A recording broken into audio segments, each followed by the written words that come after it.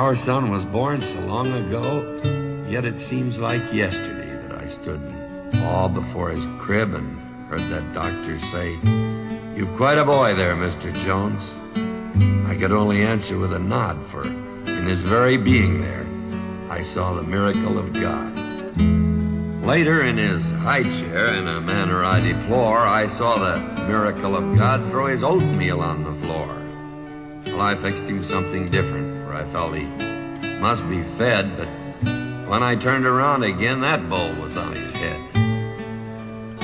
A few more years rolled along, and he didn't spill things anymore, but his granddad sent a big bass drum, and once more I deplored the fact that my miracle of God had a lusty taste for noise. When he'd boom, boom, boom on that big bass drum, I questioned, boys must be boys. I asked his whereabouts one day. His mom said he's got a paper route. Said he'd helped earn his way as he became an Eagle Scout. When they pinned that medal on him, tears welled in my eyes. And then I gripped his mother's hand. Our boy had earned his prize. I won't forget that September day when he entered senior high. He had an air of great excitement, but he left home with a sigh. He came back that afternoon and gave us some puzzled looks. "Wow," he said, "this school is tough. Look at all these books." "Choice is yours," his mother said. "You can pick the easy way.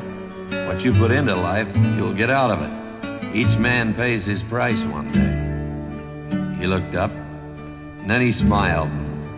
I saw he'd lost his gloom. He said, "I better look at these." He headed for his room. My son came home late one day. He seemed all worn out. I asked a little sharply what this was all about. He spoke proudly and threw his shoulders back, and in his eyes I caught a gleam. "I wanted to surprise you, Dad. I'm on the football team."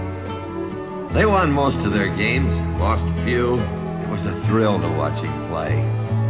When they didn't win, we knew he'd met the challenge anyway.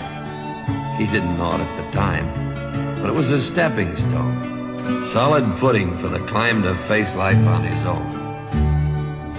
How those 3 years flew past. When graduation came, we saw our boy grown up at last.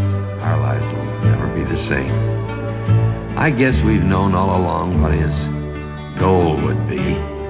From that time 3 years ago when he chose responsibility. He stood in the doorway yesterday, put out a strong right hand.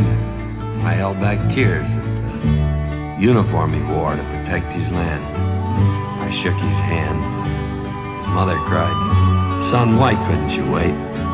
Embracing her, he softly said, "Mom, we all did. It'd be too late." I promise I'll go back to school when I've met my obligation to you, my friends, my girl, my school, and most of all this nation. I'll do all I can out there, for I know you'll both be trying to make everyone you know aware we gotta keep Old Glory flying. And then his mother straightened up. With a smile to hide a tear, she said, "We're both so proud of you.